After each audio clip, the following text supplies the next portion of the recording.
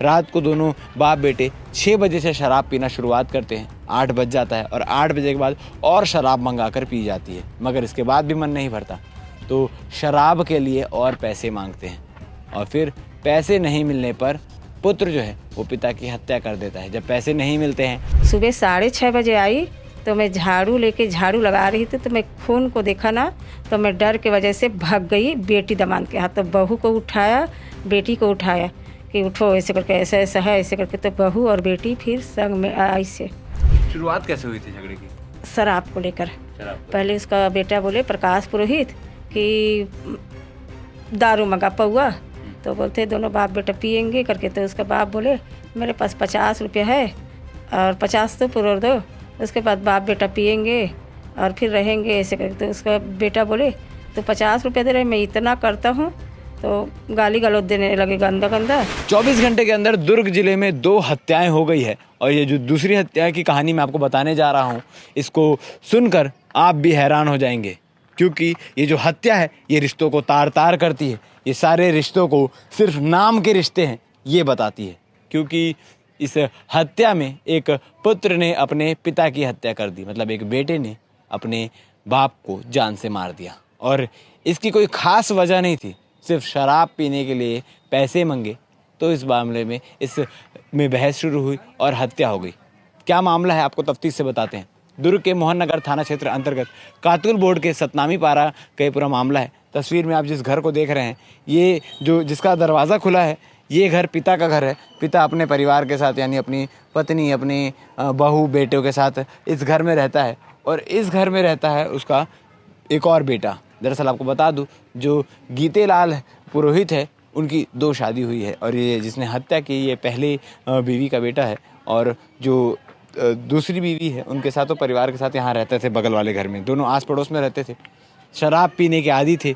रात को दोनों बाप बेटे 6 बजे से शराब पीना शुरुआत करते हैं। 8 बज जाता है और 8 बजे के बाद और शराब मंगाकर पी जाती है, मगर इसके बाद भी मन नहीं भरता तो शराब के लिए और पैसे मांगते हैं और फिर पैसे नहीं मिलने पर पुत्र जो है वो पिता की हत्या कर देता है। जब पैसे नहीं मिलते हैं, वाद विवाद स्टार्ट होता है, झगड़ा होता है, तो ये मीटर है यहाँ से बिजली काट दी जाती है। गुस्से में बेटा जो है वो बिजली काट देता है। तो घर के अंदर जो परिवार रहता है, छोटे छोटे बच्चे रहते हैं, अब वो रात भर इस गर्मी में क्या करें, कैसे रहें, तो उसके लिए पास में ही इनकी बेटी रहती है अपने दामाद के साथ, यहीं 100 कदम की दूरी पर। तो अपने बेटी के घर चले जाता है पूरा परिवार और ये बाप बेटे जो हैं वो अकेले रह जाते हैं और फिर वाद विवाद इतना बढ़ जाता है कि घर वालों को पता भी नहीं चलता, घर वालों को भनक भी नहीं लगती कि कब पिता की हत्या कर दी गई है। जब सुबह घर वाले वापस लौटते हैं यहाँ आने के लिए, तब देखते हैं कि खून पड़ा हुआ है और खून का जब पीछा किया जाता है, खून आखिर कहाँ से कहाँ तक गया, क्योंकि हत्या करने के बाद जो शव है उसको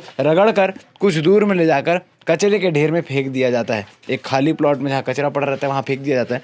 परिवार वाले मौजूद हैं हमारे साथ, उनसे बातचीत करेंगे, क्योंकि मृतक की जो पत्नी है वो भी हमारे साथ मौजूद है। क्या नाम है आपका? ललिता पुरोहित। ललिता, आपको कैसे पता चला कि ये सब हत्या हो गई है और कल क्या हुआ था, कल रात को क्या हुआ? हम लोग रात में तो बहुत झगड़ा हुए, जहाँ बहुत झगड़ा हुए। शुरुआत कैसे हुई थी झगड़े की? शराब को लेकर। पहले उसका बेटा बोले प्रकाश पुरोहित कि दारू मंगा पौआ, तो बोलते दोनों बाप बेटा पियेंगे करके। तो उसका बाप बोले मेरे पास 50 रुपया है और 50 तो पुरोर दो, उसके बाद बाप बेटा पियेंगे और फिर रहेंगे ऐसे करके। तो उसका बेटा बोले तो 50 रुपया दे रहे, मैं इतना करता हूँ, तो गाली गलौज देने लगे गंदा गंदा, माँ बहन को गाली दिए। उसके बाद वो लड़ाई झगड़ा में उतर गए। ऐसे तैसे करके 9 बज गए। लड़ाई झगड़ा होते होते होते होते चुप हो गए। उसके बाद उसको पैसा दिए अपने बेटे को, प्रकाश पुरोहित को। तो फिर ना दारू लाया, फिर पिया, फिर सब्जी ले गया, पी खा के फिर झगड़ा हुए, बहुत झगड़ा हुए और फिर उसके वजह से बिजली का वायर काट दिए। पुलिस भी आई थी बीच में, पुलिस को 112 को बुलाए थे? पुलिस के 12 उस समय नहीं बुलाई थी, वायर काटे तब जाके पुलिस को बुलाए। तो पुलिस बोले घर का मामला है करके, तो वो चले गए।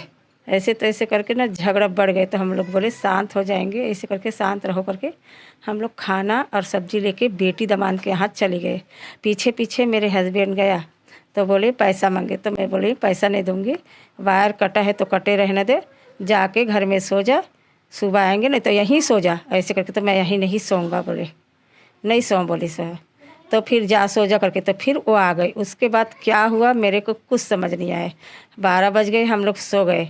सुबह 6:30 बजे आई तो मैं झाड़ू लेके झाड़ू लगा रही थी तो मैं खून को देखा ना, तो मैं डर के वजह से भाग गई बेटी दामाद के हाथ। तो बहू को उठाया, बेटी को उठाया कि उठो ऐसे करके, ऐसा ऐसा है ऐसे करके। तो बहू और बेटी फिर संग में आई से। तो फिर वो वाला देखी से, तो फिर आस पास के मन फिर देखी से उठी से। तब मोला थोड़ा बल इस ना, तो मैं यहाँ देखा देखा देखा थोड़ा से गहना, तो ओला देखे हाँ पलटी सोई रही से, काला पैंट पहन रही से। तो मैं एकदम और हाथ पर एकदम ठंडा पड़ गए। तो फिर भीड़ हो गए। तो ओकर बाद ना पुलिस कंप्लेन करी से। बस इतना जानती और कुछ नहीं जानती मैं। और झगड़ा बहुत झगड़ा पहले भी इनके बीच आपस में झगड़ा हुआ है, वाद विवाद पहले से? बहुत पहले तो हुए थे। तो उसके आँख फोड़ यहाँ फूटा था ना, तो टाका लगे थे, बहुत झगड़ा होते थे। तो फिर शांत हो जाते। इस बार झगड़ा हुए ना, बहुत झगड़ा हुई, इतना गाली दिए, मेरे को भी गाली दिए। जैसे भी लेडीज़ लगा रही थे ना, उस हिसाब से गाली दिए ना। मैं जाने दे ऐसे करके मैंने कुछ नहीं बोली। ये लोग बाप बेटा है, शांत हो जाएंगे करके ना मैं बेटी के हाथ चल दिया मैं। और उसके बाद साहब वो आए उसका पापा, और ये बाप बेटा क्या हुए पता नहीं, मैं नहीं समझी, उतना मैं नहीं जानती। तो ये मृतक की बीवी थी गीतेलाल पुरोहित की, जिन्होंने साफ तौर पर बताया कि कल क्या घटना हुई थी, किस प्रकार से वाद विवाद स्टार्ट हुआ। और पुलिस को भी सूचना दी गई थी, 112 को सूचित किया गया था। और 112 को सूचित करने के बाद पुलिस यहाँ आती है, परिवार का मामला है बोलकर चले जाती है। क्योंकि अधिकतर देखा जाता है जब पुलिस कंप्लेन होती है और परिवार का आपसी लड़ाई होता है तो बाद में परिवार एक हो जाते हैं और फिर पुलिस ही इस सारे पचड़े में फंस जाती है। इसलिए पुलिस जो परिवार के मामले को है उसको बातचीत करके सुलझाने का प्रयास करती है। और आपको बता दें कि क्योंकि हम खून नहीं दिखा सकते, तो इस घर के ठीक सामने जो है खून पड़ा हुआ है काफ़ी, क्योंकि लड़ाई यहीं शुरू हुई है। और जो बेटा है उसने पत्थर से मार मार के इस वारदात को अंजाम दिया। और यहाँ से फिर नीचे पूरे खून के दाग हैं जो हम आपको दिखा नहीं सकते। रगड़ते हुए शव को यहाँ से ले जाया गया है और ले जाने के बाद कुछ दूर आकर ये सामने जो स्पॉट आपको दिखाई दे रहा है, यहाँ पर कचड़े की ढेर में वो शव पड़ा था। परिवार जब सुबह आता है तो उस कचड़े की ढेर में शव को देखता है और उसके बाद पुलिस को सूचना करता है कि आखिर क्या कुछ चीज़ें हुई है। इस दलदल में यहाँ पर शव को फेंका गया था, इस पानी में फेंक दिया गया था शव को। अब इस मामले में पुलिस क्या कह रही, क्योंकि बेटे को फिलहाल जो बेटा है प्रकाश पुरोहित, उससे पूछताछ जारी है कि आखिर लड़ाई क्यों हुई, किस बारे में हुई और क्यों हत्या तक हो गई, हत्या करने की नौबत क्यों आई। अब इस मामले में क्या कुछ अपडेट रहता है जानने के लिए बन रही है हमारे साथ। धन्यवाद। अभी हमें गीतेलाल पुरोहित करके वहाँ कातुल बोर्ड सतनामी पारा में रहने वाला 55 साल का जो मृतक है, उसके पुत्र ने आके जो उसका बेटा है उसने रिपोर्ट दर्ज कराई है कि उसकी पिता की हत्या हो गई है और शव एक डबरी में पड़ा हुआ है। वहाँ पर हमने हत्या की रिपोर्ट दर्ज की, फिर घटनास्थल निरीक्षण किया और सबूत इकट्ठे किए हैं और अभी शव का निरीक्षण करके हमने पंचनामा के लिए भेजा है। अभी जो वस्तु स्थिति है उसमें ये तथ्य सामने आ रहे हैं कि मृतक का जो पुत्र है, जो उसके पहली पत्नी का पुत्र है प्रकाश, उसके साथ रात्र को उनके शराब पीने की बात को लेकर झगड़ा हुआ। उस पर फिर उसने बिजली काट दिया प्रकाश ने, तो उस बात पर भी झगड़ा हुआ है। तो झगड़ा विवाद चलने के कारण जो संभावनाएं हैं वो दिख रही है कि हत्या हुई है। अभी हम जो प्रकाश है उसको हिरासत में लिए हैं और अभी पूछताछ जारी है। रात को भी 112 को कॉल किया गया था। हाँ, इसमें मृतक का जो पुत्र है जो अभी हमारे रिपोर्ट दर्ज कर रहा है, उसने 112 को कॉल किया था जब झगड़ा हो रहे थे। तो स्मृति नगर से जो 112 है नियरेस्ट थी, वो पहुंची वहाँ पे और उसने दोनों को मामला शांत भी कराया। दोनों उस समय शांत भी हो गए थे, दोनों शराब के नशे में थे पिता पुत्र। फिर उसके बाद वे लोग जो मृतक का परिवार है वो सब उठ के अपनी बहन के घर भी चला गया। तो स्थिति सामान्य थी उस समय।